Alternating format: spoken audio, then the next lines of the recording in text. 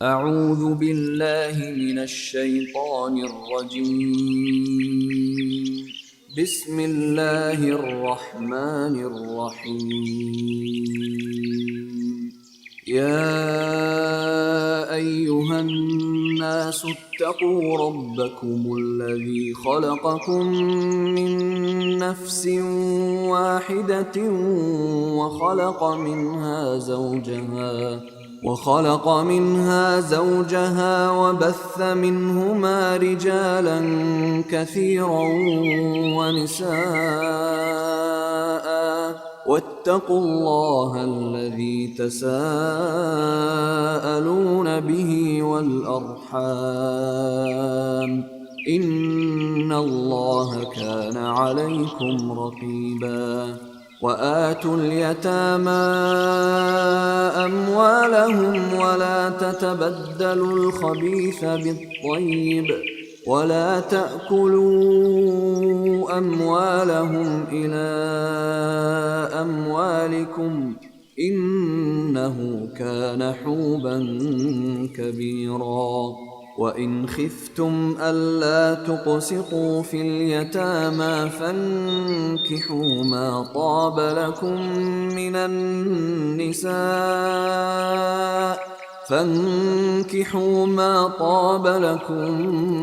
النساء مثنى وثلاث ورباع. فإن خفتم ألا تعدلوا فواحدة أو ما ملكت أيمانكم ذلك أدنى ألا تعولوا. أعوذ بالله من الشيطان الرجيم. بسم الله الرحمن الرحيم. إن الحمد لله تعالى نحمده ونستعين به ونستغفره ونعوذ بالله من شرور أنفسنا ومن سيئات أعمالنا. من يهده الله فلا مضل له ومن يضلل فلا هادي له. وأشهد أن لا إله إلا الله وحده لا شريك له وأشهد أن محمدا عبده ورسوله صلی اللہ علیہ وسلم. تمام تعریفیں اللہ کے لیے ہیں.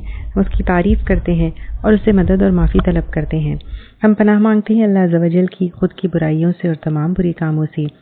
جسے بھی اللہ کی ہدایت ملے اسے کوئی گمراہ نہیں کر سکتا اور جسے اللہ نے گمراہ کیا اسے کوئی ہدایت نہیں دے سکتا. ہم گواہی دیتے ہیں کہ عبادت کا حقدار صرف اللہ ہے اور کوئی اس کا شریک نہیں، اور گواہی دیتے ہیں کہ محمد صلی اللہ علیہ وسلم اللہ تعالیٰ کے بندے اور رسول ہیں، اور اللہ اپنی سلامتی بھیجے اپنے آخری نبی پر، ان کے اہل و عیال پر، ان کے صحابہ پر. السلام علیکم ورحمۃ اللہ وبرکاتہ. جو بھی حق میں آپ لوگوں کے سامنے پیش کروں وہ اللہ تعالیٰ کی طرف سے، اور اگر مجھ سے کوئی غلطی یا کوتاہی ہو جائے تو میری طرف سے اور شیطان کی طرف سے. سورۃ النساء آیت نمبر 31 تک ہم کر چکے تھے. آگے انشاءاللہ تعالیٰ آیت نمبر 32 سے ہم کریں گے.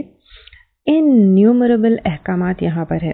اللہ تعالیٰ یہاں پر ہم کو سوسائٹی میں کیسے رہنا ہے، لوگوں کے ساتھ کیسے رہنا ہے، خرید و فروخت کے بارے میں کیا کیا کرنا ہے، سارے احکامات بہت کلیئرلی جو ہے بتا رہے ہیں.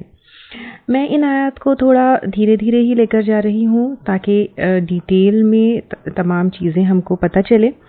یہاں پر اللہ تعالیٰ آگے بتا رہے ہیں وَلَا تَتَمَنَّوْا، اور نہ تم تمنا کرو. تمنا کا مطلب کیا ہوتا ہے؟ تمنا کا مطلب ہوتا ہے ایسی خواہش جس کا پورا ہونا تھوڑا پاسبل نہیں ہے یا پھر ممکن نہیں ہے. تو اللہ تعالیٰ کہہ رہے ہیں کہ نہ تم تمنا کرو ما فضل اللہ، جو فضیلت دی اللہ تعالیٰ نے، بھی ساتھ اس کے، بعدکم علی بعد، تم میں سے بعض کو اوپر بعض کے. یعنی اللہ تعالیٰ یہاں پر کہہ رہے ہیں کسی کو کسی کے اوپر اللہ تعالیٰ نے فضیلت عطا کی ہے. کسی کے پاس گھر ہے، کسی کے پاس گاڑی ہے، کسی کے پاس علم ہے، کسی کے پاس مال ہے، کسی کے پاس خوبصورتی ہے، کسی کے پاس پرفیکٹ باڈی ہے تو کسی کے پاس پرفیکٹ ہیلتھ ہے، کسی کے پاس قوت ہے، کسی کے پاس جو ہے کوئی اور چیز ہے. تو یہ نیچرل ڈفرینسز اللہ تعالیٰ نے رکھے ہیں. تو یہ ڈفرینسز کو ایکسیپٹ کرنا ہے، حسد نہیں کرنا ہے، بغض نہیں کرنا ہے. ان ڈفرینسز کی وجہ سے ہم ایک دوسرے کے اوپر ڈپینڈ کرتے ہیں اور سوسائٹی ایک امن کے ساتھ جو ہے چلتی ہے۔ تو اللہ تعالیٰ یہاں پر کہہ رہے ہیں کہ یہ نیچرل ڈفرینسز اللہ تعالیٰ نے رکھے ہیں، تو تم تمنا مت کرو، کیونکہ تمنا کی وجہ سے کیا ہوتا ہے؟ حسد پیدا ہوتی ہے۔ حسد کی وجہ سے پھر کیا ہوتا ہے؟ کرائمز آتے ہیں، جیسے قتل ہے، چوری ہے، جادو ہے۔ اب آپ دیکھیے، آج بیٹھے بیٹھے آئی کی ناٹ سے کہ I want to be the president of US، تو اب دیکھیے تمنا انسان اس طرح کرتا ہے، تو پھر حسد، جلن، اور حسد کبیرہ گناہوں میں سے ہیں، اینڈ یہ گناہ میں انسان مبتلا ہوتا ہے ساتھ ساتھ، تو it not only leads to crime, it not only leads to گناہ، بٹ انسان خود بھی فرسٹریشن میں مارا جاتا ہے، and it can also lead to suicide, خودکشی، اور کاش جو ہے ویسے بھی شیطان کا دروازہ کھول دیتا ہے۔ اب دیکھیے، ہم عورتیں ہیں تو ہم یہ نہیں جو ہے تمنا کر سکتے ہیں کہ کاش کہ میں مرد ہوتی۔ اسی طرح مرد جو ہے جب عورتوں کو دیکھتے ہیں کہ وہ گھر میں آرام سے ہے، کوئی ان کو فائنینشیل رسپانسبلٹی نہیں ہے، جب چاہے جب وہ چھٹی لے سکتے ہیں، تو وہ تمنا کرتے ہیں کہ کاش ہم عورت ہوتے۔ تو اس طرح یہ ایسی تمنا کرنا یہ ہمارے لیے جائز نہیں ہے، یہ ہمارے لیے درست نہیں ہے۔ اب اللہ تعالیٰ آگے کہہ رہے ہیں للرجال نصیب مما اکتسبوا، مردوں کے لیے ہے ایک حصہ اس میں سے جو وہ کمائیں، وللنساء، اور عورتوں کے لیے ہے نصیب مما اکتسبن، ایک حصہ اس میں سے جو وہ کمائیں۔ یعنی اللہ تعالیٰ یہاں پر کہہ رہے ہیں مرد اور عورت دونوں میں اللہ تعالیٰ نے نیچرل ڈفرینسز رکھے ہیں، لیکن نیچرل ڈفرینسز ہونے کے باوجود عمل کے اعتبار سے، ریوارڈ کے اعتبار سے، یا عمل کی جزا اور سزا دینے کے اعتبار سے دونوں میں کوئی ڈفرنس نہیں ہے۔ دونوں کو اپنے اپنے ایفرٹس پر، اپنے اپنے عمل پر، اپنی اپنی کوشش پر، اس کی کوشش کے مطابق جزا اور سزا دی جائے گی۔ وَاسْأَلُوا اللَّهَ، اور سوال کرو اللہ تعالیٰ سے، من فضلہ، اس کے فضل سے۔ یعنی اب اللہ تعالیٰ یہاں پر کہہ رہے ہیں کہ اگر تمہیں کسی چیز میں فضیلت نہیں ملی ہے تو اٹ ڈز ناٹ مین کہ اللہ تعالیٰ تمہیں نہیں عطا کر سکتے ہیں، اللہ تعالیٰ کی دی ہوئی فضل ہے۔ کوئی چیز کی خواہش ہو رہی ہے تو حسد نہیں کرنا ہے، اور حسد کیا چیز ہے؟ حسد کا مطلب ہوتا ہے کہ یہ خواہش رکھنا کہ سامنے والے کی وہ نعمت چلی جائے۔ تو اللہ تعالیٰ کہہ رہے کہ حسد مت رکھو، لیکن تم اللہ تعالیٰ سے اگر کسی چیز کی خواہش ہو رہی ہے تو مانگو۔ خواہش رکھنا بری بات نہیں ہے، اللہ تعالیٰ سے مانگ سکتے ہیں کہ اللہ تعالیٰ مجھے بھی یہ فضل عطا کرے، مجھے بھی یہ نعمت عطا کرے، لیکن کسی اور سے حسد رکھنا یہ درست نہیں ہے۔ ان اللہ کان بکل شیء علیما، بے شک اللہ تعالیٰ ہے ہر چیز پر علم رکھنے والا۔ اب یہاں پر دیکھیے اللہ تعالیٰ یہاں پر کہہ رہے ہیں ان اللہ کان بکل شیء علیما۔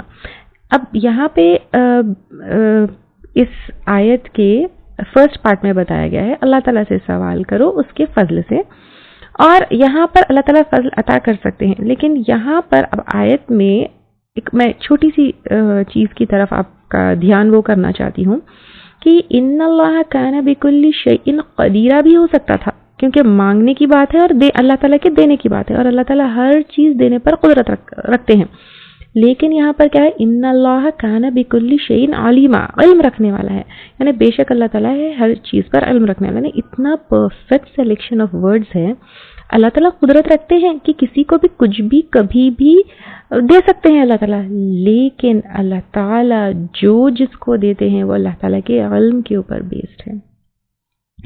یعنی اب آپ دیکھیے کہ اللہ تعالیٰ اگر ہم کو کچھ نہیں دیے تو پھر اس کا مطلب ہے کہ اللہ تعالیٰ نوز کہ کس کے لیے کیا ہے۔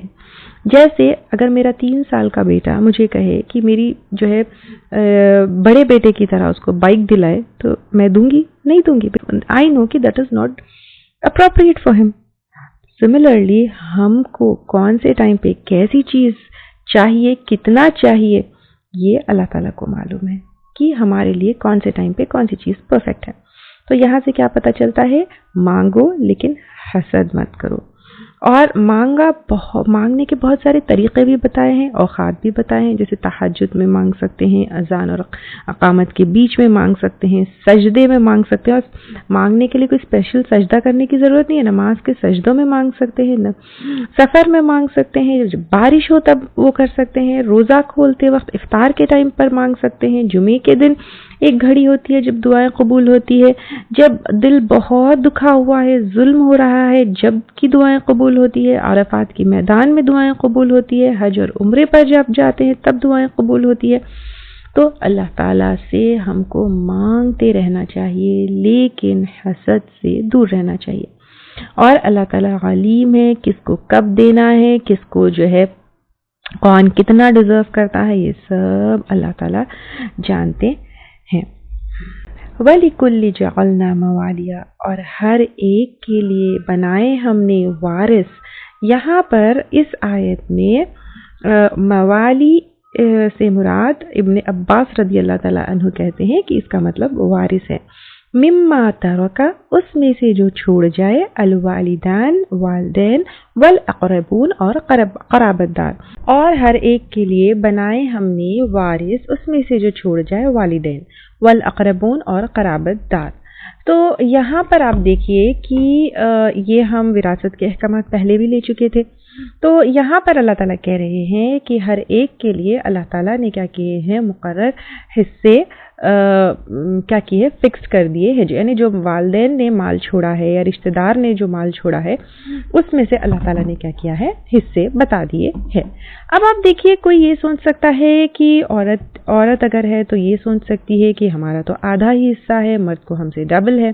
مرد یہ سوچ سکتے ہیں کہ ہمارے اوپر فائنینشیل رسپانسبلٹی ہے، ہم پر عورت کو تو مفت میں پیسے مل رہے ہیں۔ تو اللہ تعالیٰ کہہ رہے ہیں کہ ایسے مت سوچو، اللہ تعالیٰ کے فضل سے مانگو، اور اللہ تعالیٰ کو پتا ہے کس کو کیا دینا ہے۔ اللہ تعالیٰ نے اس لیے مردوں کے اور عورتوں کے مقرر حصے جو ہے بتا دیے ہیں۔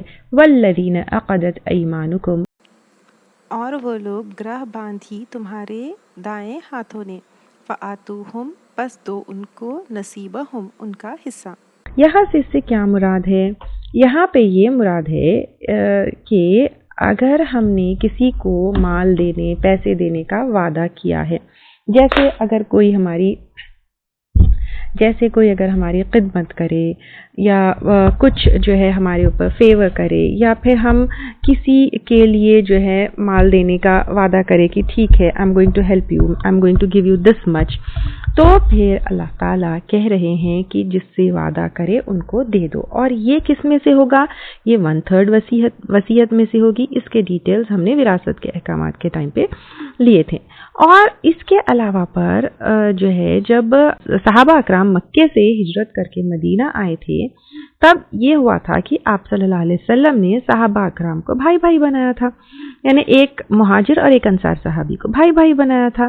تو لیکن اب یہاں پر بتایا جا رہا ہے کہ چاہے تم کو دینی بھائی بھائی بنایا ہو، یا پھر کبھی کبھی یہ ہوتا تھا کہ عربوں میں حلیفان تعلقات جو ہے قائم ہوتے تھے۔ حلیفان تعلقات یعنی کوئی جو ہے آپس میں کوئی ٹریٹی، کوئی بانڈ، کوئی سمجھوتا، کوئی ایسے جو ہے تعلقات ہوتے تھے۔ سب کہتے تھے کہ میری جان تمہاری جان، میرا مال تمہارا مال، یعنی I am going to support you at any time, at any cost. تو اس طرح لوگ کیا کرتے تھے، کچھ ایک دوسرے میں ایسے رشتے قائم کر لیتے تھے، جب ایک دوسرے کو ہر ٹائم پر سپورٹ کرنے کا وعدہ کرتے تھے، financially and also with power and what ever جو بھی جو ہے ضرورت ہے۔ تو اب اگر ایسے تعلقات ہو گئے، یا تمہارا کوئی انٹیمیٹ فرینڈ ہے یا کسی سے تمہارے اس طرح کے تعلقات ہے، تب بھی وراثت کے احکامات کے مطابق ہی ویلتھ کی ڈسٹریبیوشن ہوگی، یعنی پیسوں کی ڈسٹریبیوشن دنیا میں آپ نے کس سے کیسا ریلیشن بنایا ہے یا کس سے کیسے تعلقات ہے اس پہ ڈیپینڈ نہیں کرتے ہیں، بلکہ وراثت کے احکامات جو ہے کس پہ ڈیپینڈ کرتے ہیں، بلڈ ریلیشنز کے اوپر ہی ڈیپینڈ کرتے ہیں۔ ہاں، اگر کسی کو دینے کا وعدہ کیا ہے، اگر کسی کو دینا ہے تو 1/3 میں سے ہو سکتا ہے، بٹ مین پورے مال سے نہیں ہو سکتا ہے۔ ان اللہ کان علی کل شیء شہیدا، بے شک اللہ تعالیٰ ہے اوپر ہر چیز کے گواہ، یعنی اللہ تعالیٰ جانتے ہیں کہ تم اللہ تعالیٰ کے احکامات کو کتنا مان رہے ہو اور کتنا ان کے اوپر چل رہے ہو۔ الرجال قوامون علی النساء، مرد قوام بنائے گئے ہیں اوپر عورتوں کے، بما فضل اللہ، بوجہ اس کے جو فضیلت دی اللہ تعالیٰ نے، بعضہم علی بعض، ان میں سے بعض کو اوپر بعض کے، یعنی اللہ تعالیٰ یہاں پر کہہ رہے ہیں اللہ تعالیٰ نے مردوں کو عورتوں کے اوپر حفاظت کرنے والے، نگہبان، سرپرست، ضرورت کا خیال کرنے والے، ان کے تمام ضرورتوں کا انتظام کرنے والے منتظم، ان کے اوپر امام اور ان کے اسٹیبلشڈ ہیڈز بنائے ہیں۔ کیوں بنائے ہیں؟ کیونکہ اللہ تعالیٰ نے مردوں کو فضیلت دی ہے۔ کیسے فضیلت دی ہے؟ جسمانی فضیلت، سائز میں آپ دیکھیے، قوت میں دیکھیے، اس کے علاوہ پر جو ہے ایموشنز میں دیکھیے، اس کے علاوہ پر عقل میں۔ اب آپ کہیں گے عورتوں کو بھی عقل ہوتی ہے، لیکن جیسے ہم دیکھتے ہیں بڑی بڑی پرسنالٹیز میں، جیسے most of the scientist are مرد، اور جو ہے ہاں ایسا نہیں ہے کہ عورتیں بیوقوف ہوتی ہیں، کچھ عورتیں ایکسیپشنلی اسمارٹ ہوتی ہیں، لیکن ایکسیپشنز ڈزنٹ میک رول۔ جیسے عائشہ رضی اللہ تعالیٰ عنہا تھی، بے انتہا اسمارٹ تھی، تو ایکسیپشنز رول نہیں بن سکتے۔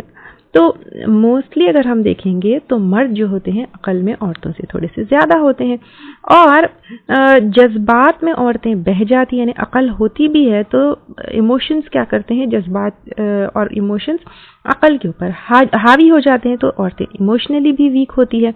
تو اس لیے اللہ تعالیٰ نے مردوں کو عورتوں کے اوپر اسٹیبلشڈ ہیڈز بنایا ہے۔ کس لیے؟ کہ گھر میں دین کو اسٹیبلش کرے، اور تمام جو عورت کی رسپانسبلٹی ہے فائنینشیل سے لے کر ایوری تھنگ از آن مرد۔ اس لیے آپ دیکھیے جو جتنے ٹف کام ہیں، جیسے جہاد ہے، بادشاہت ہے، قوم کا کچھ کام ہے، خطبے دینا ہے، یا ولی بننا ہے، جیسے نکاح کے معاملے میں، طلاق کے معاملے میں، یہ تمام چیزیں جو ہے اللہ تعالیٰ نے مرد کو دی ہے۔ اور پھر اسی لیے کیونکہ مرد کے اوپر ذمہ داری زیادہ ہے، اللہ تعالیٰ نے وراثت میں بھی مرد کا ڈبل حصہ رکھا ہے عورت سے۔ اب اللہ تعالیٰ کہہ رہے ہیں کیونکہ اللہ تعالیٰ نے مردوں کو بعض چیزوں میں فضیلت دی ہے، اس لیے ان کو اسٹیبلشڈ ہیڈز بھی بنایا ہے، وَبِمَا أَنفَقُوا مِنْ أَمْوَالِهِمْ، اور جو وہ خرچ کرتے ہیں اپنے مالوں میں سے، یعنی اور بوجہ اس کے جو خرچ کرتے ہیں اپنے مالوں میں سے۔ تو اب یہاں پر کیونکہ مردوں کے اوپر عورت یہ ذمہ داری ہے کہ وہ عورت کے اوپر سپینڈ کرے۔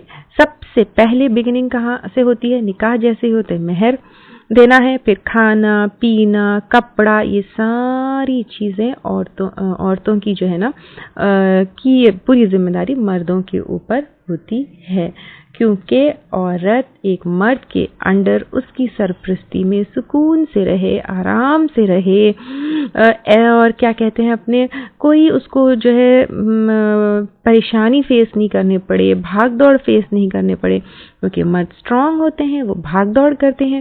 تو اب آپ دیکھیے ہم تھوڑا سا کام کر کے تھک جاتے ہیں، اور یعنی جلدی ہم جو ہے وہ ہو جاتے ہیں، and we go through so many things like menstruation ہے، پریگننسیز ہے۔ تو اللہ تعالیٰ نے شوہر کو قوام بنا کر ساری ذمہ داری اس کے اوپر ڈالی ہے، تاکہ عورت آرام سے ایک کوئین کی طرح جو ہے اپنے گھر میں آرام سے اپنا وقت گزارے۔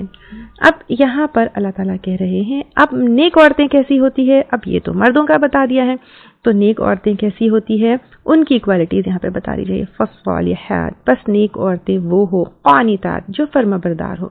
کس کی فرما بردار ہو؟ سب سے پہلے اللہ تعالیٰ کی فرما بردار ہو۔ اللہ تعالیٰ کی فرما بردار ہوتے ہوئے اللہ تعالیٰ کے تمام احکامات کو جو ہے مانے، ان کی پابندی کرے، اور اس میں سب سے پہلے کیا ہے؟ مردوں کو اپنا قوام ماننا، پھر حافظات۔ اچھا، قانتات میں اللہ تعالیٰ کی فرما برداری کے ساتھ ساتھ شوہر کی فرما برداری۔ اب اللہ تعالیٰ کی فرما برداری تو ہم کر لیتے ہیں، لیکن شوہر کی فرما برداری کو we ignore it so easily. تو اب آپ دیکھیے تو شوہر کی فرما برداری کرنے والی عورتیں جو ہے کیسی ہوتی ہے؟ نیک عورتیں ہوتی ہیں۔ اب اس میں بھی دیکھیے عورتیں کیا کرتی ہے، اپنی من مرضی کی جو بات ہوتی ہے وہ فوری فرما برداری کر لیتی ہیں۔ جیسے اگر شوہر کہے آئی براؤز شیپ کرو تو فوری کر لیتی ہے، لیکن یہ اللہ کے احکامات کے خلاف شوہر کی جو ہے فرما برداری نہیں ہوگی۔ جہاں پر اللہ تعالیٰ کی اور آپ صلی اللہ علیہ وسلم کی خلاف ورزی کرنا ہے، جیسے نماز نہ پڑھو، روزہ نہ رکھو، پردہ نہ کرو، یا پھر کوئی اور ایسی چیز جو اللہ تعالیٰ کی فرما برداری کے اگینسٹ ہے، تو عورت کو وہ نہیں ماننا ہے، کیونکہ اللہ تعالیٰ کے لیے قانتات پہلے ہونا ہے، پھر شوہر کے لیے، اس کے بعد باقی تمام چیزوں میں شوہر کے فرما بردار ہونا ہے۔ ایک حدیث میں آتا ہے جو عورت 5 وقت کی نماز پڑھے، رمضان کے روزے رکھے، عزت اور عصمت کی حفاظت کرے اور شوہر کی بات مانے، اس کے لیے جنت کے تمام دروازے کھول دیے جاتے ہیں جس میں سے چاہے وہ داخل ہو۔ اب آپ دیکھیے سبحان اللہ، جنت کے تمام دروازے ایسی عورتوں کے لیے کھول دی جاتی ہے کہ جس میں سے چاہے تم داخل ہو۔ سبحان اللہ، اس سے زیادہ ہمیں کیا چاہیے؟ نہ جہاد کی ضرورت ہے، نہ جنگ کی ضرورت ہے، نہ کوئی جو ہے پینز لینے کی ضرورت ہے، کچھ بھی نہیں ہے۔ اور ایک اور حدیث میں آتا ہے نیک اور صالح عورت وہ ہوتی ہے دیکھو تو دل خوش کرے، حکم دو تو اطاعت کرے اور غیر موجودگی میں مال اور نفس کی حفاظت کرے، بخاری کی روایت ہے۔ اب آپ دیکھیے تو کتنی پیاری چیز ہے کہ دیکھے تو دل خوش ہو جائے اور غیر موجودگی میں کیا ہو، نفس کی اور مال کی حفاظت کریے۔ ابو ہریرہ رضی اللہ تعالیٰ عنہ کہتے ہیں کہ آپ صلی اللہ علیہ وسلم نے فرمایا اگر عورت کا خاوند اس کے پاس موجود ہو تو وہ اس کی اجازت کے بغیر نفلی روزہ نہ رکھے۔ یہ بخاری کی حدیث ہے۔ ایک اور جگہ آتا ہے آپ صلی اللہ علیہ وسلم نے فرمایا جب مرد اپنی بیوی کو اپنے بستر پر بلائے اور وہ نہ آئے تو صبح تک فرشتے اس پر لعنت کرتے رہتے ہیں۔ یہ بخاری کی روایت ہے۔ تو اب دیکھیں یہاں سے بھی ہمیں نیک عورتوں کی کیا صفات ہے یہ بھی پتہ چلتی ہے۔ تو اب یہاں پر اللہ تعالیٰ کہہ رہے ہیں کہ نمبر 1 قانتات، نمبر 2 حافظات للغیب بما حفظ اللہ، حفاظت کرنے والی ہے غیب کی بوجہ اس کے کی حفاظت کی اللہ تعالیٰ نے۔ یعنی اب دیکھیں یہاں پر ہم احادیث میں بھی دیکھ لیے کہ غیب کی حفاظت کرنے والی عورتیں کیسی ہوتی ہیں۔ تو بوجہ اس کے کی حفاظت کی اللہ تعالیٰ نے، یعنی اللہ تعالیٰ نے عورت کے حقوق کی حفاظت کی ہے، اللہ تعالیٰ نے عورت کی عزت کی حفاظت کی ہے، اللہ تعالیٰ نے عورت کو اتنا پیارا مقام، اتنی پیاری جگہ، اتنی حفاظت کے ساتھ اس کو گھر عطا کیا ہے۔ تو اس کا کام یہ ہے کہ وہ اپنے عزت کی اور اپنے شوہر کی مال کی حفاظت کریں۔ واللاتی تخافون، اور وہ عورتیں تم ڈرتے ہو، نشوزہن، ان کی سرکشی سے۔ اب یہاں پہ نشوز کے معنی، نشوز جو ہے بلندی سے ہے، اٹھنا، جو اٹھی ہوئی چیز یا اٹھانے سے جو ہے یہ یہاں پر ہے۔ یہاں پر نشوز کے معنی ہیں عورت اپنے آپ کو ہسبینڈ سے بیٹر سمجھتی ہے، ان کو حقیر سمجھتی ہے، ان کو قوام ماننے سے انکار کرتی ہے، ان کی اطاعت نہیں کرتی، ان کی مخالفت کرتی ہے، سرکشی کرتی ہے، ان کے جو ہے ان کی بات نہیں مانتی ہے، یا پھر جو ہے ان کے جو ہے حقوق نہیں ادا کرتی۔ جیسے ابھی ہم بتائیں کہ شوہر کے جو حقوق اگر نہیں پورے کریں گے تو پھر فرشتوں کی لعنت ہے، اور پھر ایسے جو ہے اس سے اللہ تعالیٰ ناراض ہوتے ہیں۔ تو اس طرح کی کوئی کام کرتی ہے تو پھر ایسی عورتوں کے لیے اللہ تعالیٰ نے کیا حکم دیا ہے؟ اللہ تعالیٰ کہہ رہے ہیں وہ سب سے پہلے کیا اللہ تعالیٰ کہہ رہے ہیں واللاتی تخافون نشوزہن، وہ عورتیں تم ڈرتے ہو ان کی سرکشی سے، فاعظوہن، پس نصیحت کرو ان کو۔ یعنی پہلے سٹیپ میں اللہ تعالیٰ یہ نہیں کرے کہ مارو پیٹو، گھر سے نکال دو، طلاق دے دو، یہ نہیں بتا رہے اللہ تعالیٰ۔ اللہ تعالیٰ کہہ رہے کہ پس نصیحت کرو، اور یہاں پہ فاعظوہن واعظ و نصیحت، یعنی محبت سے سمجھاؤ، گالی گلوچ مت کرو، پیار سے ان کو سمجھاؤ، اور پھر اگر سمجھانے سے نہیں سمجھتی ہے وَهْجُرُوهُنَّ، اور چھوڑ دو ان کو۔ کہاں پر چھوڑ دو؟ فِي الْمَضَاجِعِ، ان کے بستروں سے، یعنی ان کو کیا کرو؟ بستروں سے الگ کر دو۔ یعنی ابھی بھی اللہ تعالیٰ کہہ رہے ہیں کہ ان کو مارو پیٹو، گالی گلوچ مت کرو، ان کو جو ہے سزا مت دو، نہ کہ جو ہے ان کے ساتھ بدسلوکی کرو، پہلے ان کو پیار محبت سے سمجھاؤ۔ پھر اس کے بعد ان کو ان کے بستروں سے الگ کر دو. پھر اگر پھر بھی نہیں مانتی ہے وَاضْرِبُوهُنَّ اور مارو ان کو. اور ابن عباس رضی اللہ تعالیٰ عنہ کہتے ہیں کہ یہاں پر مارنے سے مراد مسواک کی چھڑی سے ہلکا سا مارنا ہے.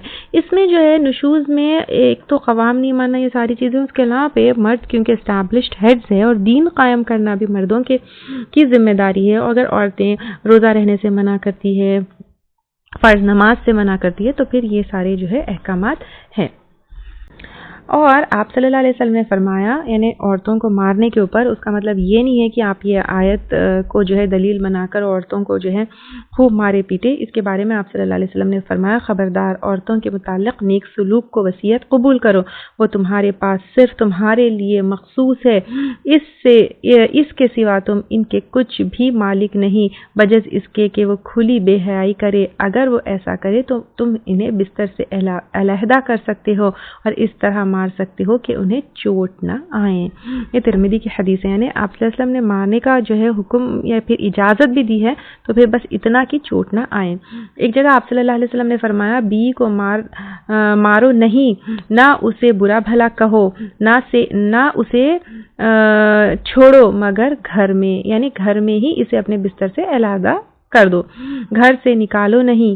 یہ ابو داؤد کی حدیث ہے. یعنی عورتوں کو جو ہے تھوڑا سا ناراض بھی ہوئے تو ان کو گھر سے مت نکالو، ان کو چھوڑو مت، پر گھر میں تھوڑا سا جو ہے ناراضگی ان کو دکھاتے ہوئے ان کے بستر الگ کر دو. یہی بات جو ہے. اور یہ بھی کس چیز پہ ہے، یعنی اگر وہ جو ہے بہت زیادہ سرکشی کرے یا اللہ کے احکامات کی پابندی کرنے سے منع کرے، اس کے اوپر ہے. پھر ایک جگہ آپ صلی اللہ علیہ وسلم نے فرمایا تم میں سے کوئی اپنی بیوی کو یوں نہ مارے جیسا اپنے غلام کو مارتے ہو، پھر دن کے آخری حصے میں اس سے جمع بھی کرتے ہو. بخاری کی حدیث ہے. یعنی اللہ تعالیٰ یہاں پہ کہہ رہے ہیں کہ تم جو ہے عورتوں کو مارتے پیٹتے ہو، پھر اس کے ساتھ جو ہے ہم بستری کرتے ہو. کتنی بری بات ہے. عورتوں کے ساتھ اچھا سلوک کرو اور اس کے معاملے میں اللہ تعالیٰ سے ڈرو. فَإِنْ أَطَعْنَكُمْ پھر اگر وہ اطاعت کرے تمہاری، فَلَا تُونَ تب غو علیہن سبیلا تم تلاش کرو ان پر راستہ. یعنی اب اللہ تعالیٰ کہہ رہے ہیں کہ اگر وہ تمہاری بات مانے تو پھر اس کے بعد جو ہے تم اس کو مارنا پیٹنا اذیت دینا یہ ایسی چیز نہیں ہے. اس کو معاف کر دو، پچھلی باتیں یاد کر کے اذیت مت دو، اور پھر یہ تم کو جو رخصت دی ہے اس کا فائدہ مت اٹھاؤ. ان اللہ کان علیٰ کبیرہ اور بے شک اللہ تعالیٰ ہے بلند بہت بڑا. یہ بھی کتنا بیوٹیفلی اس آیت کے اینڈ میں پلیس کیا گیا ہے. اللہ تعالیٰ نے کہا ہے ٹھیک ہے تم کو جو ہے کیا کیا گیا ہے، قوام بنایا گیا ہے. پہلے اگر نہیں مانتے ہیں واعظ و نصیحت کرو، پھر بستر الگ کرو، پھر ہلکا سا مسواک کی چھڑی سے مارنے کا حکم ہے. لیکن یہ مت بھولو کہ اگر تم کو ان کے اوپر قوام بنایا گیا ہے، ان اللہ کان علیٰ کبیرہ بے شک اللہ تعالیٰ ہے بلند بہت بڑا. یعنی تمہارے اوپر اللہ تعالیٰ ہے، تم کو اس کے سامنے کھڑے ہونا ہے، تم کو وہاں جواب دینا ہے، تو یہ مت بھولو. پھر اب یہاں پر جو ہے اب یہ سارے سٹیپس ہو گئے، لیکن پھر بھی میاں بیوی کے بیچ میں معاملہ حل نہیں ہوتا. وَإِنْ خِفْتُمْ اور اگر ڈرو تم شِقَاقَ بَيْنِهِمَا اختلاف کا ان دونوں کے درمیان، یعنی اب دونوں جو ہے میاں بیوی کے بیچ میں بہت اختلاف ہو رہا ہے. فَبَعَثُوا تو مقرر کرو حَكَمًا منصف من اہلہ اس کے گھر سے، یعنی مرد کے گھر والوں سے، وَحَكَمًا من اہلہا اور منصف اس عورت کے گھر سے، یعنی دونوں کے گھر سے ایک ایک انسان کو بلائے جو ہے ان کے بیچ میں انصاف کر سکے. ان یریدا یہ کہ وہ دونوں چاہے اصلاح یوفق موافقت ڈال دے گا اللہ بینہما اللہ تعالیٰ ان کے درمیان. یعنی اگر دونوں جو ہے اصلاح کرنا چاہتے ہیں، اپنے ریلیشن شپ کو سدھارنا چاہتے ہیں، تو اللہ تعالیٰ ان دونوں کے درمیان موافقت ڈال دے گا. ان اللہ کان علیما خبیرا بے شک اللہ تعالیٰ ہے جاننے والا خبردار.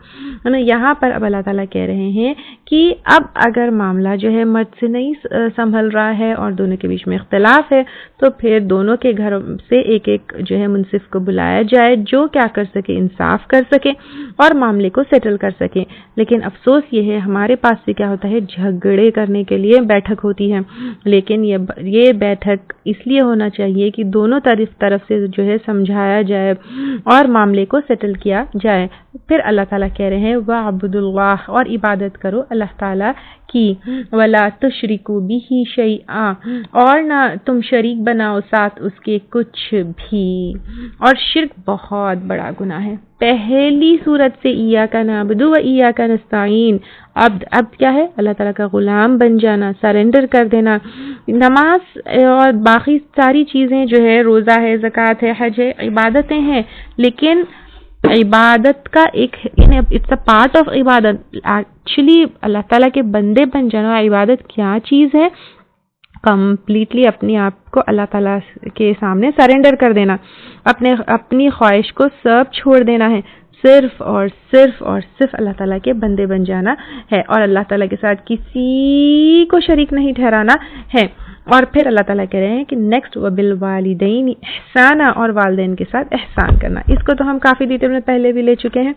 پھر وبی ذی القربہ، اور قرابت داروں کے ساتھ۔ اب قرابت داروں کے ساتھ بھی کیا کرنا ہے؟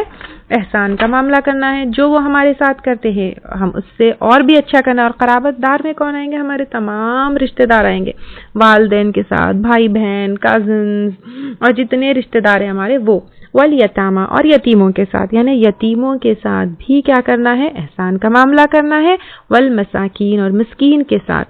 اب یہ ساری کیٹیگریز ہم پہلے لے چکے تھے۔ اب وجاری ذی القربہ، اور پڑوسی رشتہ دار۔ اب دیکھیں، ایک تو پڑوسی بھی اور ایک تو رشتہ دار بھی، تو پھر اس کا حق زیادہ ہو جاتا ہے۔ ایک تو وہ پڑوسی ہے، دوسرا وہ مسلمان ہے، تیسرا وہ رشتہ دار بھی ہے۔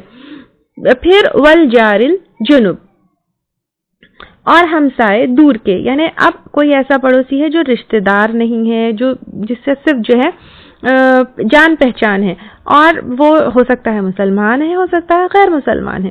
پھر وصاحبی بالجنبی، اور پہلو کے ساتھی یا پہلو کے صاحب، یعنی پہلو کے صاحب کا مطلب کیا ہے؟ سوسائٹی میں جو ہمارے ساتھ موو ہوتے ہیں، جیسے دوست ہے، احباب ہے، کلیگز ہے، کلاس میٹس ہے، جن سے اکثر ہماری ملاقات ہوتی ہے۔ سوشل لائف ایک بہت امپورٹنٹ پہلو ہے ہمارے زندگی کا۔ تو یہاں پر اللہ تعالیٰ کہہ رہے ہیں سب مل جل کر ایک دوسرے کا خیال رکھنا بہت بہت امپورٹنٹ ہے۔ یہاں پر سب کو مل جل کر رہنا ہے۔ پھر وابن السبیل، اور راستے کے ساتھی، یعنی جو ہمارے ساتھ ٹریول کر رہے ہیں، کمپینینز وہ۔ وما ملکت ایمانکم، اور جن کے مالک ہوئے تمہارے دائیں ہاتھ، یعنی جو ہمارے انڈر ہے، جیسے غلام ہے، اور غلاموں کا تو ہم کافی ڈیٹیل میں لے چکے ہیں، یا سرونٹس ہے، یا پیٹس ہے، یا جانور ہے جیسے گھوڑے، بکریاں، بلیاں، جو ہمارے جو ہے انڈر ہے، یا جو ہمارے پوزیشن میں ہے۔ تو یہاں پر اللہ تعالیٰ سب کے ساتھ کیا کہہ رہے ہیں کہ احسان کا معاملہ کرو۔ ان اللہ لا یحب، بے شک اللہ تعالیٰ نہیں محبت رکھتے، من کان مختالا فخورا، جو ہو کرنے والا اور فخر کرنے والا، یعنی اللہ تعالیٰ کہہ رہے ہیں سب کے ساتھ احسان کا معاملہ رکھنا ہے، اور اکڑنے والے کو اللہ تعالیٰ اور فخر کرنے والے کو اللہ تعالیٰ پسند نہیں کرتے ہیں۔ یہاں پر پڑوسیوں کے بارے میں ہم کچھ احادیث لیں گے۔ آپ صلی اللہ علیہ وسلم نے فرمایا، جو شخص اللہ کو اور آخرت کے دن پر یقین رکھتا ہو وہ اپنے ہمسائے کو تکلیف نہ پہنچائے۔ یہ بخاری کی روایت ہے۔ آپ دیکھیے، پڑوسیوں کو کسی بھی طرح کی تکلیف پہنچانا یہ ہمارے لیے درست نہیں ہے۔ ایک دفعہ آپ صلی اللہ علیہ وسلم نے 3 بار یہ الفاظ دہرائے، اللہ کی قسم وہ شخص مومن نہیں۔ صحابہ اکرام نے پوچھا، کون یا رسول اللہ صلی اللہ علیہ وسلم؟ فرمایا، جس کی ایذا دہی سے اس کا ہمسایہ امن میں نہ ہو، یعنی کسی کی تکلیف سے اس کا پڑوسی امن میں نہ ہو، تو پھر آپ صلی اللہ علیہ وسلم نے کہا وہ شخص مومن نہیں۔ پھر آپ صلی اللہ علیہ وسلم نے فرمایا، جس کی ایذا دہی سے اس کا ہمسایہ امن میں نہ ہو وہ جنت میں داخل نہ ہوگا۔ یہ مسلم کی حدیث ہے۔ یعنی اگر کوئی اپنے پڑوسی کو اتنی تکلیف دے رہا ہے کہ وہ پڑوسی پریشان ہے تو وہ انسان جنت میں داخل نہیں ہوگا۔ آپ صلی اللہ علیہ وسلم نے فرمایا، وہ شخص جو اللہ تعالیٰ اور روز آخرت پر ایمان رکھتا ہو اسے چاہیے کہ اپنے ہمسائے کی عزت کرے۔ یہ بھی مسلم کی حدیث ہے۔ اب دیکھیں، نہ کہ صرف تکلیف نہیں دینا بلکہ اپنے پڑوسی کی عزت بھی کرنا ہے۔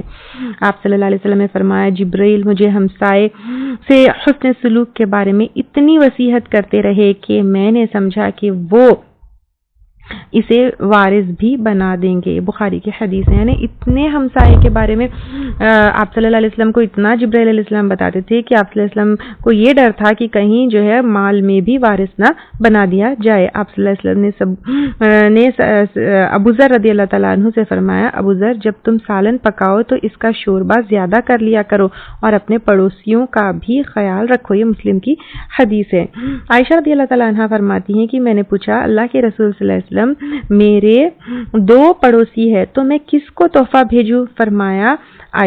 فرمایا جس کا دروازہ زیادہ قریب ہو. یہ بخاری کی حدیث ہے. آپ صلی اللہ علیہ وسلم نے فرمایا کوئی ہمسایہ اپنے ہمسائے کو اپنے دیوار میں لکڑی رکھنے سے منع نہ کرے. یہ بخاری کی حدیث ہے. یعنی چھوٹی سی چیز جو ہے دیوار کے اوپر لکڑی رکھنا ہے یا کچھ رکھنا ہے، ہلکی ہلکی چیز کے اوپر جو ہے جو لڑائی جھگڑا ہوتا ہے اس طرح مت کرو، ایک دوسرے کے ساتھ مل جل کر رہو. آپ صلی اللہ علیہ وسلم نے فرمایا جب آپ اپنے ہمسایوں کو یہ کہتے سنو کہ آپ نے اچھا کام کیا تو فی الواقع آپ نے اچھا کام کیا، اور جب آپ سنیں کہ آپ نے برا کام کیا تو فی الواقع آپ نے برا کام کیا. یہ ابن ماجہ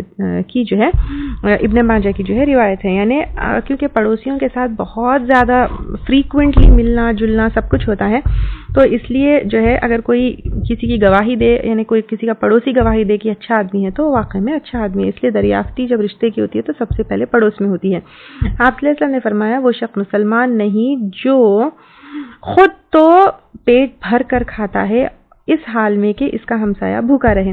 اب آپ دیکھیے کہ آپ صلی اللہ علیہ وسلم نے کتنی بڑی بات کہہ دی ہے کہ وہ مسلمان نہیں کہ اگر خود تو پیٹ بھر کے کھا رہے ہو لیکن اس کا ہمسایہ جو ہے بھوکا پیٹ سوتا ہے. تو اس لیے جو ہے ہمیں اپنے ہمسایوں کی، اپنے پڑوسیوں کا بھی خیال رکھنا چاہیے، نظر رکھنا چاہیے کہ وہ جو ہے ٹھیک سے ان کے پاس ان کے گھر میں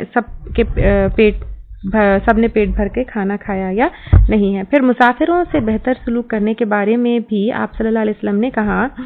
ابو سعید خدری رضی اللہ تعالیٰ عنہ کہتے ہیں کہ ہم ایک سفر میں جا رہے تھے اور ڈیورنگ سفر کیا ہوا، آپ صلی اللہ علیہ وسلم نے ہمیں فرمایا جس کے پاس فاضل سواری ہے وہ اسے دے دے، یعنی ایکسٹرا ہے. جس کے پاس سواری نہیں ہے مطلب اس کو دے دے جس کے پاس سواری نہیں ہے. جس کے پاس زائد کھانا ہو وہ اسے دے دے جس کے پاس کھانا نہیں. تو اب آپ دیکھیے آپ صلی اللہ علیہ وسلم نے جو ایکسٹرا ہے اپنے مسافروں کے ساتھ، مسافر اپنے جو بھائی ہوتے ہیں، بھائی بہنیں ہوتے ہیں، ان کے ساتھ شیئر کرنے کا حکم دیا. پھر آپ صلی اللہ علیہ وسلم نے مال کی ایک الگ الگ جو ہے، اب یہاں پہ تو کھانا اور سواری کی بات ہے، ہر چیز کو الگ الگ ذکر کیا، یہاں تک کہ ہم سمجھنے لگے کہ اپنے زائد مال میں ہمارا کوئی حق نہیں ہے. یعنی آپ صلی اللہ علیہ وسلم نے سواری، اس کے بعد کھانا، اس کے بعد ہر چھوٹی چیز کا نام لیا، یہاں تک کہ صحابہ کرام نے کہا جو بھی، یعنی ان لوگوں نے یہ سوچ لیا کہ جو بھی ہمارے پاس اپنی یوز سے ایکسٹرا ہے وہ ہمارا نہیں ہے، بلکہ ہمارے ساتھ جو سفر کر رہے ہیں ان کا جو ہے اس کے اوپر حق ہے. تو جو بھی ہمارے ہم سفر ہوتے ہیں ان کو جو ہے ہمیں ہیلپ کرنا چاہیے. مسافر کے پاس کھانے پینے یا ضرورت کی کوئی بھی چیز جو ہے اپنے ضرورت سے زیادہ ہے تو اسے ہمیں کیا چاہیے کہ اپنے ساتھ سفر کرنے والوں کو دینا چاہیے. پھر اسی طرح غلاموں کے ساتھ بھی جو ہے یہاں پر بھی بہت اچھا سلوک کرنا. غلاموں کے بارے میں ہم پہلے بھی کافی ڈیٹیل میں لیے ہیں، لیکن لونڈی غلاموں سے بہتر سلوک کرنے کے لیے بھی اللہ تعالیٰ کئی دفعہ جو ہے کئی جگہ بتاتے ہیں.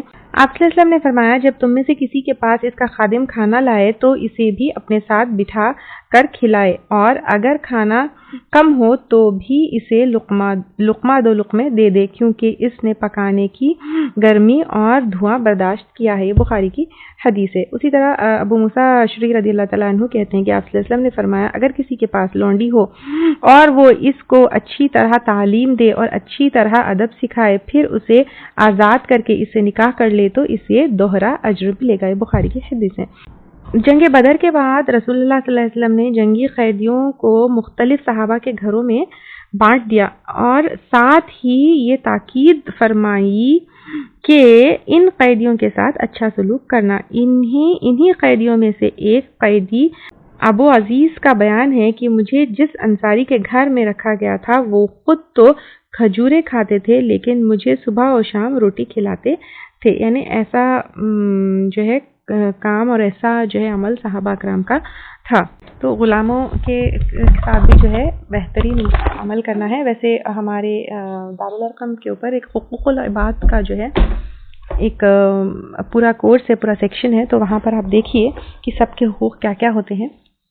پھر اللہ تعالیٰ آگے فرماتے ہیں ان اللہ لا يحب من کان مختالا فخورا، بے شک اللہ تعالیٰ نہیں محبت رکھتے جو ہو اکڑنے والا، فخر کرنے والا. کیونکہ اس سے پہلے بھی جو ہے ہم کافی احادیث لے چکے ہیں جو ہے رائی برابر بھی جو ہے جس کے دل میں تکبر ہے وہ جنت میں داخل نہیں ہوگا.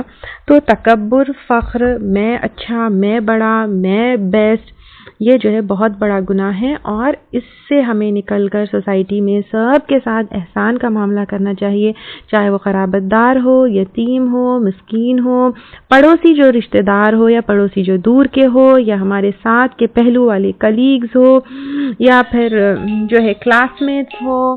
تو ہمیں سوسائٹی میں جو ہے ہر ایک کے حقوق ادا کرتے ہوئے، ہر ایک کے ساتھ جو ہے اچھے معاملے کرتے ہوئے ہمیں جو ہے چلنا ہے.